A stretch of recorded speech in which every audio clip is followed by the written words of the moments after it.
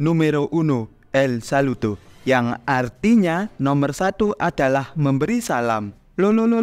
Halo, kembali lagi bersama saya, Oton. Salah satu penyebab yang membuat saya nyesek dulu adalah ketika serial Phineas dan Ferb pernah ditiadakan di TV. Ya gimana ya, serial yang biasanya nemenin saya ketika teman-teman bermain saya pada masuk sekolah pagi dan saya sendiri masuk siang tiba-tiba gak ada. Masa iya saya ganti dengan nonton pagi-pagi pasti Happy atau FTV? Kan ya gak masuk kalau tontonan saya itu. Dan paling nyeseknya saat bermain ke rumah teman saya menonton TV, disitulah ada serial Phineas dan Ferb. Di situ saya hanya bisa terdiam karena dia, teman saya, memasang parabola. Itulah secuil cerita set dari saya yang tidak mempunyai parabola. Dan tanpa mengoceh lebih banyak lagi, PW-kan boyo Anda, pasang bluetooth ke JBL, dan mari kita masuk intronya. Phineas and Ferb the movie melintasi dimensi kedua.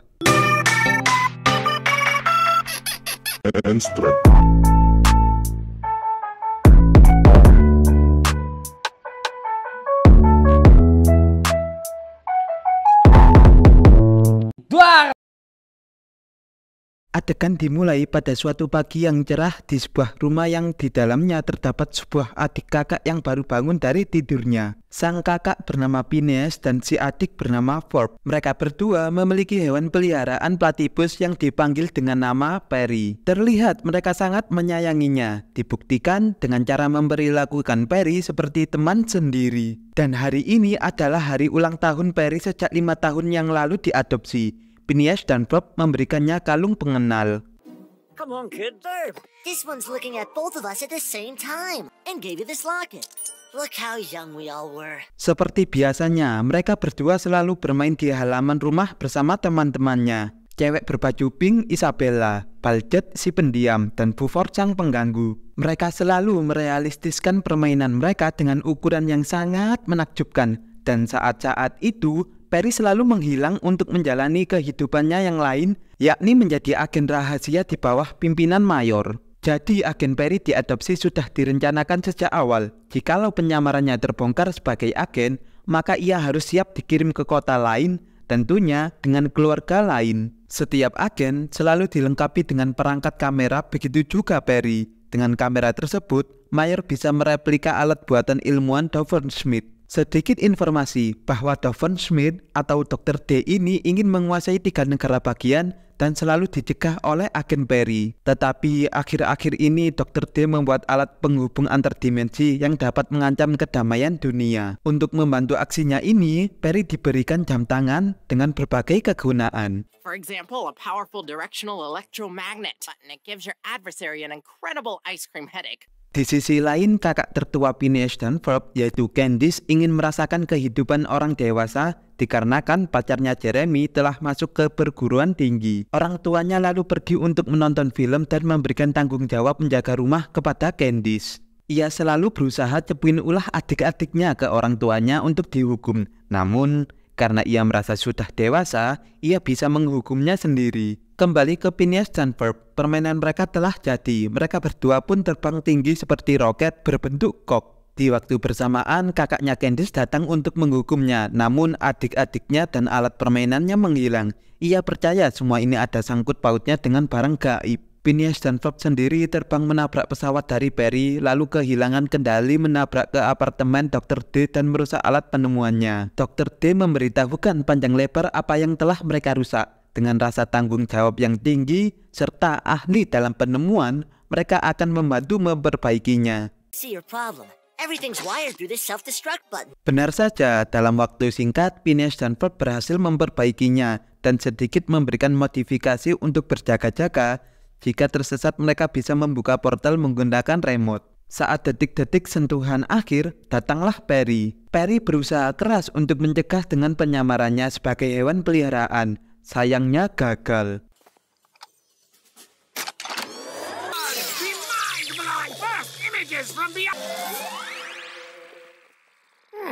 Mereka semua pun masuk ke dimensi tersebut dan menemukan fakta bahwa di dimensi ini Dr. D telah menguasai 3 negara bagian. Dr. D yang ilmuwan lalu berbicara kepada mayor yang menjadi asisten eksekutif, meminta dipertemukan dengan Dr. D pemimpin.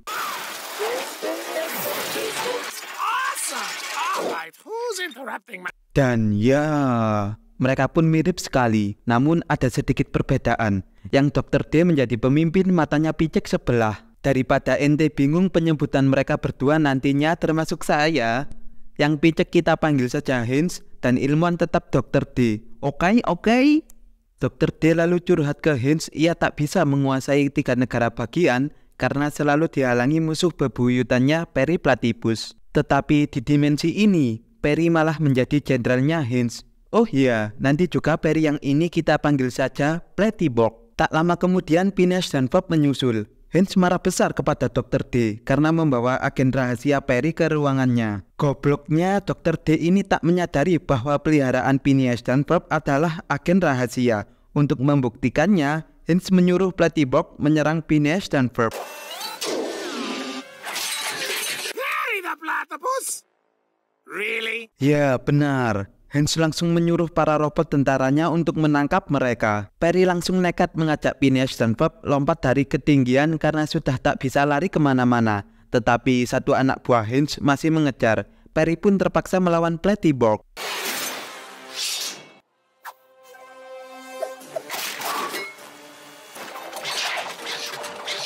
You're tangled up in the ice. Whoa. Untungnya mereka bertiga tak langsung jatuh ke dataran. Setelah merasa aman, di benak Phineas banyak pertanyaan ke Perry. Tetapi si adik Ferb menahan emosinya dan menyuruh harus berkonsentrasi terlebih dulu untuk kembali ke dimensi mereka. Namun remote penghubung dimensi mereka di sini rusak. Lalu Phineas mempunyai ide untuk meminta bantuan ke Phineas dan Ferb di dimensi yang mereka datangi ini. Di sisi lain, Heinz mengajari Dr. D yang goblok ini tentang Perry si agen dan mengadu nasib satu sama lain. Heinz menjadi jahat karena kehilangan kereta mainannya cucu. Dr. D menceritakan bahwa masa kecilnya lebih dari itu. Waktu kecil ia hidup bersama kucing liar. Di umur 3 tahun harus menguasai Eropa dan lain-lain. Kembali ke Phineas dan Ferb, mereka berhasil bertemu mereka yang lainnya di dimensi ini. Phineas dan Ferb di dimensi ini cukup pendiam dan penurut. Mereka tak bisa menghabiskan libur musim panas dengan bermain dan berkreasi. Mereka yang di dimensi ini hanya menghabiskan waktunya di rumah. It's ice cream cones and cherry soda. Summer. Wow, summer sounds like a blast. Perry melihat siaran di TV. Heinz memberikan ancaman kepadanya. Jika ia tak menyerahkan diri, maka Heinz akan menyakiti Phineas dan Ferb. Ia pun langsung bergegas ke sana. Phineas melihat itu marah kepada Perry. Kenapa ia selalu menyelesaikan masalah sendirian? Apakah Perry tidak bisa percaya kepada mereka berdua untuk membantu? Phineas yang masih kesal mempersilahkan Perry pergi. Namun setelah ia menyerahkan diri, Heinz berbohong dan akan menyuruh Phineas dan Ferb temannya untuk datang memperbaiki mesin penghubung antar dimensi Dr. D. Karena kembaran mereka di dimensi ini tak bisa membantu, Phineas meminta diantarkan Buford ke tempat Isabella. Jika di dimensi utama Isabella beserta teman-temannya adalah regu kokonat, tetapi di sini mereka adalah regu perlawanan Heinz dan Baljet adalah ilmuwan. Baljet memberitahu bahwa dimensi mereka ini bersebelahan, namun untuk kembali ke dimensi asal mereka harus memutar berlawanan arah jarum jam. Dan kelompok perlawanan ini dipimpin oleh Candice. Mereka semua pun sepakat akan membantu Phineas dan Ferb kembali ke dimensi asalnya. Sementara itu, Candice yang di dimensi utama ingin berunding dengan hal gaib tentang hilangnya adik-adiknya. Namun tiba-tiba ada portal terbuka. Dan ya, itu adalah portal dari adiknya Phineas dan Ferb. Saat akan kembali, disitulah saluran TV memperingatkan Phineas dan Ferb untuk cepat-cepat datang ke markas Heinz sebelum Perry peliharaannya diubah menjadi Platyborg. Phineas dan Ferb pun tak mau kembali tanpa Perry. Candice di dimensi ini hanya akan mengantarkan mereka berdua ke markas Heinz. Disturbance will cause you to collapse. Questions, but right now we have to save Perry from being turned into a cyborg. Di perjalanan, Phineas dan Ferb menjelaskan singkat apa yang telah terjadi ke mbaknya. Lalu Candice dimensi utama bertanya kepada Candice di dimensi ini, apakah kamu pernah bersenang-senang? Candice di dimensi ini menjawab, aku tak punya agenda seperti itu. Sejak Heinz menguasai 3 negara bagian, aku harus melindungi kedua adik kecilku. Aku harus dewasa lebih cepat untuk memastikan mereka tidak harus dewasa. Keterbalikannya Candice di dimensi utama. Mereka pun telah sampai dan berhasil membebaskan Perry peliharaannya. Perry berusaha keras mencegah robot-robot yang mengejar kereta mereka. Namun yang mengejar bukan hanya robot biasa, tetapi Platyborg juga. Platyborg menembak salah satu roda kereta dan membuat pergerakannya menjadi melambat. Lalu Candice di dimensi ini pun terpaksa melepaskan ikatan gerbong mereka demi melindungi adik-adiknya sendiri. Disinilah mereka berempat sekarang. Haynes memaksa Phineas memperbaiki mesin penghubung dimensi. Karena ia ingin cepat-cepat menguasai dimensi utama, Phineas dan Ferb. Namun Phineas menolak keras permintaan itu. Tak lama kemudian Dr. D ingat bahwa ia salah menyambungkan kabel-kabelnya. Dan mesin dimensi pun telah bisa digunakan. Dan gatelnya di sini Haynes mengingkari janjinya. Mereka semua akan dilemparkan ke hewan buas, termasuk Dr. D.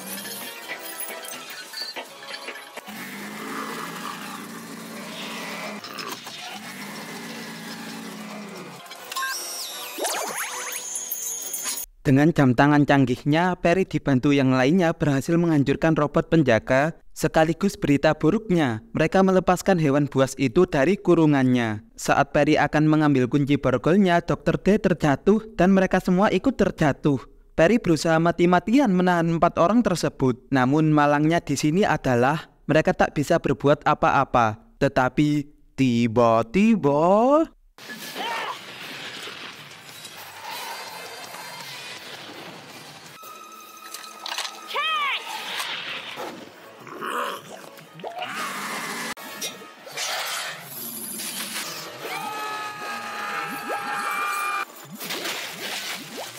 Haynes pun memulai penyerbuan ke dimensi utama Phineas dan Ferb.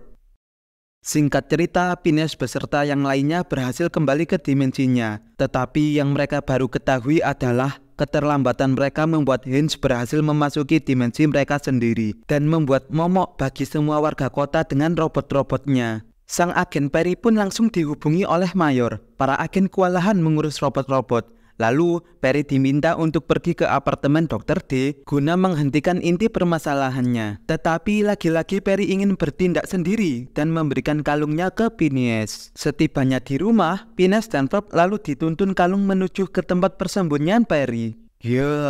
Perry sejak lama mempersiapkan pesan ini jauh-jauh hari. Bila mana 3 negara bagian sedang dalam sinyal level alpha merah, hanya mereka berdualah yang bisa menolong Perry. Perry yang sedang membantu agen-agen lainnya kesusahan karena jumlah robot yang sangat banyak. Saat akan dihantam, muncullah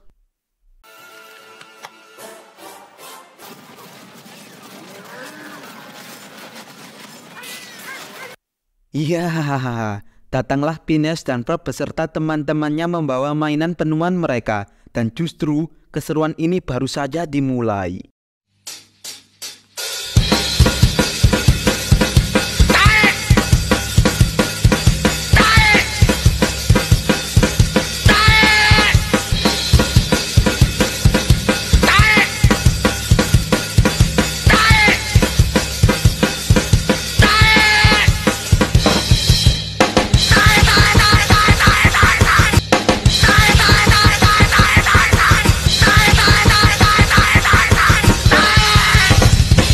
Perry dan Phineas berfokus kepada penyebab utama kekacauan ini. Dan pertarungan antara Perry si agen detektif melawan Perry si Platyborg pun tak terelakkan. Perry terkena pukulan telak sehingga terpental. Lalu ia memakai kostum olahraga rugby. Pukulan demi pukulan saling terlontar satu sama lain. Kemudian Perry memanfaatkan daging ayam dan menendang Platyborg sehingga menancap kesetruman dengan daya tinggi.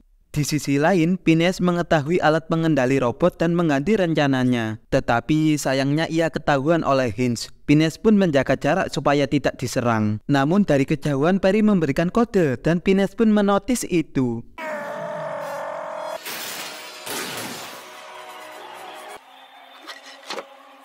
Bro! Ya, akhirnya semua berakhir. Robot-robot bergelimpangan jatuh. Tak lama setelah itu, datanglah Dr. D memberikan kereta mainannya Cucu kepada Haynes supaya ia tobat. Haynes pun menerimanya dan mau memencet tombol pembersih robot untuk kekacauan yang ia buat. Platyborg yang sudah tersadar dari pingsannya, lalu kembali menjadi hewan peliharaan Phineas dan Ferb di dimensi lain. Sempat saya beritahu di awal cerita, jika Perry penyamarannya ketahuan sang pemilik, maka ia akan dipindahkan dengan keluarga baru. Tetapi karena Phineas dan Ferb membantu Perry menghentikan invasi di dimensi mereka ini, Mayer memberi mereka kesempatan untuk menghapus ingatan menggunakan alat amnesianator, dan Phineas pun menyetujuinya.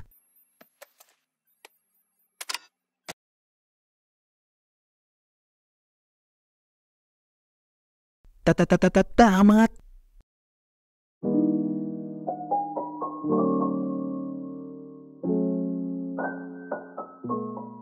Hal yang menarik dari film ini bagi saya adalah sifat dari Candice di dimensi lain dan Perry Platypus si agen. Sifat dari mereka berdua ini ada kemiripan kayak gitu. Mereka ingin melindungi orang yang disayang bagaimanapun caranya, meskipun dirinya tercabik-cabik sekalipun. Pokoknya orang yang disayang hidup aman, hidup tenang, tak harus merasakan yang ia rasakan. Terus, scene yang membuat saya terkagum-kagum ketika Candice yang hanya ingin-inginan menjadi dewasa bertemu Candice dimensi lain dengan sifat yang benar-benar dewasa. Di sini perkataan Candice dewasa seakan-akan ditunjukkan untuk kita para penonton. Film ini juga dibumbui dengan komedi-komedi ringan, jadi kita tidak harus mikir kalau mau tertawa. Asli 100% recommended film ini. Kalian harus nonton fullnya. Bisa ditonton di Disney Plus atau di web-web tercinta masing-masing. Dan jangan lupa klik tombol subrek, like, dan share untuk kebaikan kita semua. Oke. Saya selaku Opon dan tim direksi, bila ada salah kata maupun perbuatan, kami mohon maaf sebesar-besarnya. Aloha.